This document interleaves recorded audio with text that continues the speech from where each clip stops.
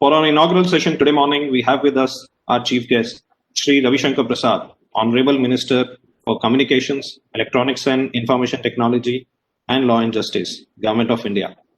Welcome, sir. It is our pleasure and honor to have you join us as chief guest for the third time for this summit, sir, and first time virtually.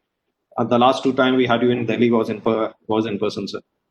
Sir, also please join me to welcome our moderator for today, Mr. Anand Goenka, Chairman of IAMAI's Digital Advertising Committee, member of our Governing Council, and Executive Director, Indian Express. Under Anand's leadership, we have seen a legacy company like Indian Express become the largest digital news company of today's time. Welcome, Anand, and over to you. Thank you so much, Gaurav. Thank you, Gaurav. Ravi ji, very warm welcome and thank you so much. Your आपकी government की first time की IAMAI जो digital summit हुई थी, this was I think 10 years ago now, and you were the chief guest then, and again you're the chief guest today, and you know there cannot be a more appropriate chief guest for this annual program than you. So thank you. So very warm welcome. You know, everything that is happening in this pandemic, I think has been accelerated by arms of literally of your ministry. The whole country has gone so digital, and all of that was enabled literally, I think, in the last 7-8 years of your effort has come from your side as a very progressive technologist yourself. The kind of effort that you have put in terms of building the infrastructure, this pandemic would have been much harder had India and had your ministry not invested in that infrastructure. So I think this pandemic was made a little bit easier because of you and your efforts. So firstly, thank you and welcome. I want to start with the first with the biggest issue that I think right now is a big success really is the Indian government's the PLI schemes. We have been looking at a $2 billion import bill of electronics a month, which I think the PLI scheme has worked very hard to incentivize people to actually start manufacturing in India. If you can share a little bit with us about the PLI, about what's next in PLI, how successful it's been, what the roadblocks have been. Anand, Gaurav, thank you for the kind words. Yes, we have just concluded 2020 and we have commenced the new decade. And last year was indeed very challenging. As I say in lighter vein, no rail, no train, no flight, no road movement. But the three arms of my department were working overnight: the communication, the IT, and the postal, to keep the country going. A country of the size of 1.3 billion plus was not interrupted was because of the proactive measures which we took. Notably, work from home. I liberalized the entire regime of work from home. Today, 85% of India's IT operations went like that without any interruption. Now we have concretized it at work from anywhere, a new norm globally speaking. The second, we have to reach to the common people of the country so that their life is not interrupted. And Digital India, when I was defining it, I had consciously made an emphasis. Digital India is designed to empower ordinary Indians with the power of technology, bridge the digital divide, and bring in digital inclusion. And this must be achieved through technology which is homegrown, developmental, and inclusive. Inclusion was the hallmark of Digital India. And how we could deliver during these challenging times. Very sure, Anand, that India has a huge number of mobile phones, internet. We opened 370 million bank accounts of poor, and we linked all that with Aadhaar, digital identity, to supplement the physical identity. And just to give you one number, in the last 5.5 years, we sent direct benefit transfer to close to 13 lakh crore, 175 billion to banking of the poor, and we saved close to 1.7 lakh crore, $24 billion. Working on this, we disbursed close to 8,000 crores to Aadhaar enabled payment during the COVID. My postal department did a great job in that, reaching the farthest corner of the country, where there is no bank or no ATM, but my Dakia went with his Aadhaar enabled system and made the payment. You may have seen my common service centers. It's very important. I need to flag it because this will enable me to elaborate on the PLI. They are digital kiosks. Their number was close to 80,000 when we had come to power in 2014. I have raised it to close to 4 lakhs, 3,77,000.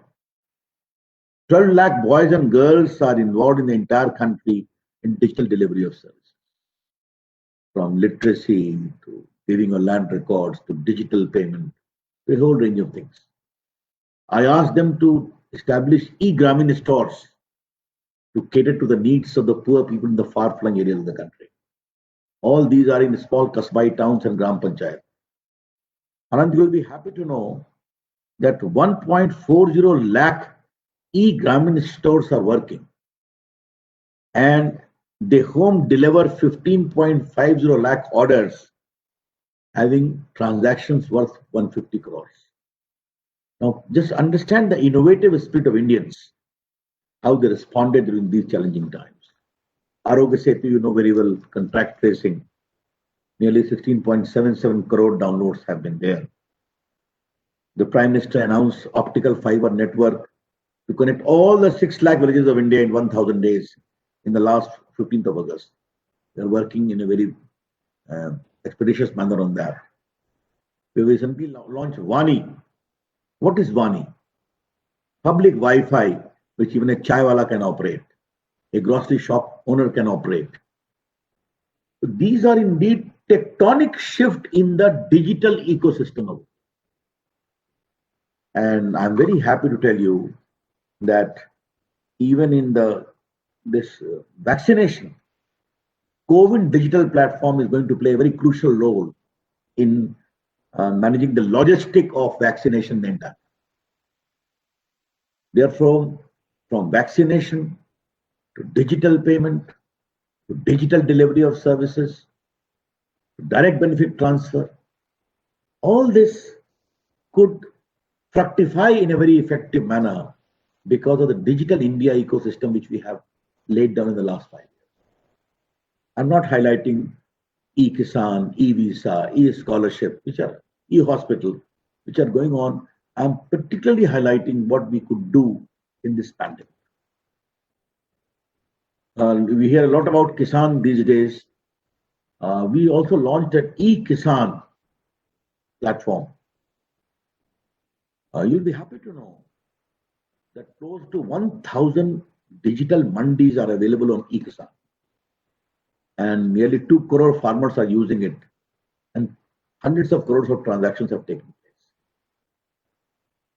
What is important is, yes, in this during COVID, I found that large number of farmers were destroying their crops because they're not getting market.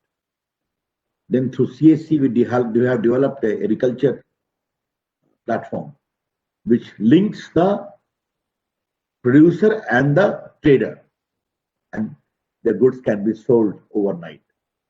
My Bihari lychee has reached London. Do you know it? This process. Therefore, I'm satisfied. I will never say I'm very happy. We have again to go further. But the roadmap which we set up for Digital India has started giving results.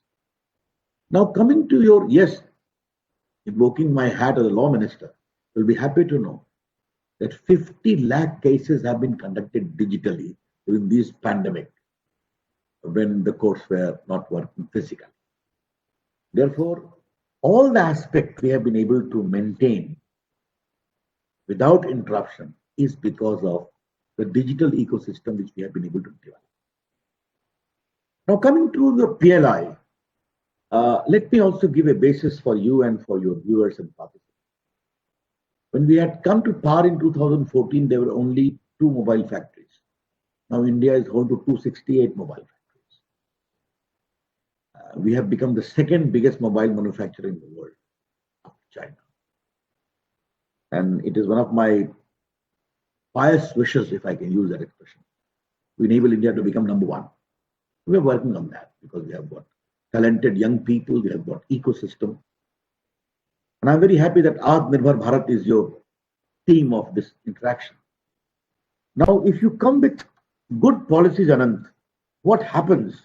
I would just wanted to tell you, we came with the earlier scheme of MSIPs, which we used to give to people to set up shops.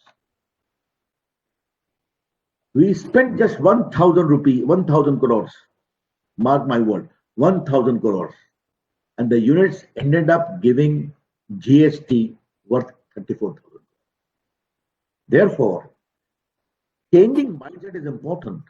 That if you come with the right policy initiative, then people do respond. Based on this success of MSIPs and electronic manufacturing surge, we decided to go in a big way on production link incentive. What is production link incentive? In plain terms, it means you manufacture, you produce, you export, and we'll give you incentive. That is a simple meaning of production link incentive. The idea is, Anant, to bring global champions company to India and enable Indian companies to become nationally champion. Global champion and national champion. This is how it works out. The second thing important is, you can't have a barat of companies. You must stress upon the core companies who have the capacity, the talent, and the potential to become global champion because of their past records, or Indians who have got the promise to become. Then and mark my word, Anant, we launched this scheme during the height of COVID in April 2020. Just to test the capacity of India and the attraction of India, I fixed April 31st as the last date for filing the application. And I'm so thrilled to share with you, Anant, that all the top companies have applied and they have committed to make mobile phone and equipments worth 10 lakh crore in the coming 5 years, out of which 7 lakh crore is for exports. And it will give job nearly 9 lakh. Many of the factories have shifted base to India, the top companies, the Foxconn, the Wistron, the Pegatron, all contract manufacturers have come to India in a very big way. And I'm very thrilled to share that India today is the hub of global companies, top global companies, mobile manufacturing. And this process is irreversible. What future I further want to add up to this initiative? India must become the biggest center of laptop manufacturing, of your machine-to-machine equipment, of tablets, etc. The world is waiting to come to India in a very big way. And I want to develop that ecosystem from mobile phone to smartphones, to laptops, to tablets, to M2M machines, to IoT devices. India must become a huge center of these equipment manufacturing. And my reason is very obvious. 3 reasons. A, many of the Indians are working there. Okay, we must give them the scope. B, India is home to extraordinary human resource talent in this field, from R&D to manufacturing. 3, India is a big market by itself. You know it very well.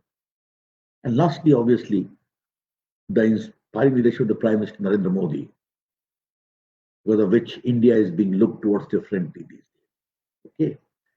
And because of the strategic challenges which the world is facing, I'm quite sure every manufacturer is wanting to have alternative locations. I'm keen to pitch India as that robust alternative location. And I'm very happy that if during the challenging times of COVID, I could get this response, many factories have been relocated to India, then I see a good, promising road lying ahead. Before I give the floor to you again, one point I would like to clarify. Atmanirbhar Bharat does not mean an isolated India. Atmanirbhar Bharat means India as an active participant of the global economy to accelerate that process. Logistic, supply chain, and obviously manufacturing. And I'm quite sure India has all the capacity to execute that in a very, very effective. That is the whole PLI scheme and the electronic. And one thing more I must tell you, electronic manufacturing is one segment which is environment friendly. There is no smoke, there is no hazardous emission of gases, etc. This is how I foresee, and I'm pretty sure that India's time in this global ecosystem of electronic manufacturing has come. That's how I see it. Thank you so much, Ravi, for a lovely address and absolutely appropriate as always. So I'll just follow up with a few questions. The first one, which I can't resist, is electronic manufacturing. Of course, is environmentally thing, but I think our e-waste disposal, wahan pe I think we have a long way to go in organizing that. I totally agree with you. We are working also on that. We have set up a center of excellence for that. Right. I've set up a committee also for that. The pollution board also has a system, rules in place. Yes. And I've already told my department, please work out a holistic plan. Yes. For e-waste disposal. Yes. We are working on that. Wonderful, wonderful. And second thing I must tell you, in my initial stages, I had a lot of challenges where second-hand mobile market, people were looking towards India. Yes. I said very firmly and clearly, India is not game for second-hand market. Right. India will make first-hand products. And ultimate, and Anant, you must know how the tectonic shift we have been able to do in really emphasizing our independence. Yes. This, you know it very well. So many new policies were required to be made. And there was a lot of opposition to that. People who say, we will manufacture, we will install, and we will also maintain. Yes. No open source. Yes. I said, no compromise. Yes. The source has to be open. Yes. Yes. The same with the hardware manufacturing also. My electronic policy, my communication policy. Because I knew for sure, India is a huge market which no one wants to ignore. Absolutely. Be the platform, be the manufacturer. And obviously, there is huge talent of India's human resource. Right. I'm very happy that the world has recognized, appreciated, and accepted our insistence on tricky issues like open source and other nuances of our policy. Absolutely. So, Raviji, now, we because countries are working so closely with corporates, with their respective corporates, and it becomes such a big part of, your strategic relationship. We have obviously taken a very strong stand with China, specifically with apps and our whole app diplomacy. In our Atmanirbharta, if now, how closely will you be watching, the participation and the involvement of Chinese companies? For instance, BSNL, has floated a tender for some 4G equipment. Will we look favorably, independently, or negatively towards maybe Chinese companies offering their products and hardware? It will neither be prudent nor desirable for me to take the name of any country. Right. Except to highlight the general policy initiative which we are following. Right. Yes, we banned apps, close to 300, because the issue was data privacy, the issue was national security, the issue was national sovereignty. Therefore, in any exposure of companies, national security angle will also be important. Be it the private, be it the government. Right. And as far as the relevant financial rules are concerned, some changes have also taken place with regard to countries having physical adjacency with India. Yes. You can take a call. We don't want to be vindictive, Yes. but we don't want to compromise on India's strategic security. Right. That is how it will work out. Of course. Raviji, coming to data privacy and our data privacy bill, the pandemic has made just digital and our data so much more important. It's become the center. Everything is online, as you have very eloquently said. Will we see the government take our data privacy protection law? Will it get made into law any faster now that post COVID that the country is so much more digitized? I don't see any doubts about that. After all, we enacted the architecture after the widest consultation with the retired Supreme Court judge and was recommending it. Thereafter, it is under examination by the Select Committee of the Parliament. Right. And the Prime Minister was very clear that data is emerging contours of digital discourse. Yes. It must be subjected to the widest consultation possible. Right. And once the report comes, then we'll surely push it on a fast track for parliamentary approval. Right. But let me share some of my general ideas about data. Yes. Data I always link with digital sovereignty of India, because the digital sovereignty of India is also involved the autonomy of Indians as far as the ownership of their data is concerned. Yes.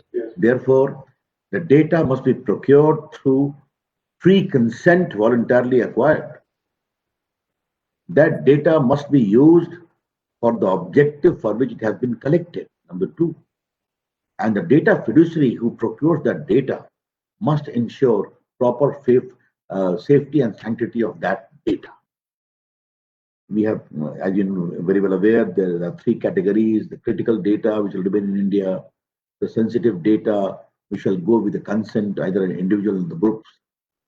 I do acknowledge the implicit need for data movement across the globe, to keep the digital commerce intact. But the ground rule of that movement must be very clearly laid out. Next, there must be reciprocity in the data sharing of the world. And again, we shall never compromise on our digital sovereignty, data sovereignty. Why I'm saying so, Anand, is we produce billions of data, 1.3 billion people, 1.20 billion mobile phones.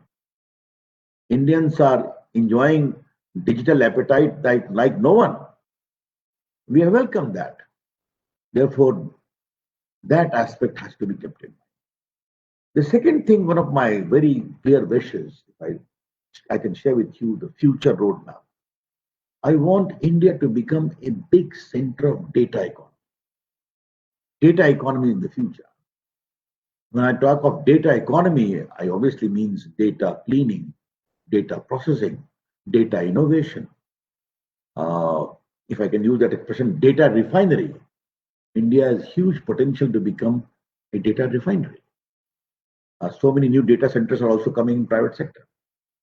Therefore, that data economy must prosper in India by developing a complete ecosystem of that regard. That is one of my wish, and I am working in that direction very clearly. Therefore, if I can tell you in lighter vein, we may have missed the 2G or 3G. For the new data initiative, India should not lag behind. And I'm very happy and thrilled to share with you, the world is also looking towards our data law, which we are going to pass very soon. Wonderful. So, Raviji, maybe I can't resist therefore asking is, have you been following what's happening with WhatsApp and their privacy, communication? And maybe I'll ask a pointed question. Are you still on WhatsApp? I'm not. Okay. But this is an issue which my department is examining. Yes. Therefore, being the final authority, it will not be proper for me to make any comment. No, of course. But except to flag one thing very clearly, be it WhatsApp, be it Facebook, be it any digital platform, you are free to do business in India. Yes. But do it in a manner without impinging upon the rights of Indians who operate there. Right. Okay. And the sanctity of personal communications needs to be maintained. For Yes. instance, a doctor is talking to his client, his patient. That is a privileged communication. Yes. A lawyer is talking to his client. That's a privileged communication. The family is talking among each other with various WhatsApp groups. Yes. The sanctity and privilege of this communication needs to be maintained. Yes. I'm very clear about it. Yes. I know there will be pressures for sharing of this. This is plainly unacceptable. Yes. Let me make it very, very clear and emphatic. Yes. I've only spoken on principles. The details my department is working. I have to await that process. Ravi ji, 5G पे आप कुछ कहिए. 5G पे, I mean, the reserve price was, I thought, quite high. आपके, you know everything about this space. Let me Anand, tell you, as far as 5G is concerned, we have already, first of all, you must remember that 5G is still evolving globally. Yes. Yes. Okay? No country can say that we are all complete 5G. Yes. But we have already, yes, we missed 2G and 3G and 4G. We don't want to miss 5G. Yes. And therefore, we have developed an Indian test bed. IITs are involved so that all innovative aspects of 5G can be considered. And thereafter, as far as auction part is concerned, there is a mechanism. So how the prices are fixed, etc. Obviously, it will go through auction. But I have urged Indian players, and let me repeat my request to you, Anand, and to Financial Express, that Indian innovative mind must contribute to a 5G which is also made in India. Okay? Indians have got huge companies, big companies.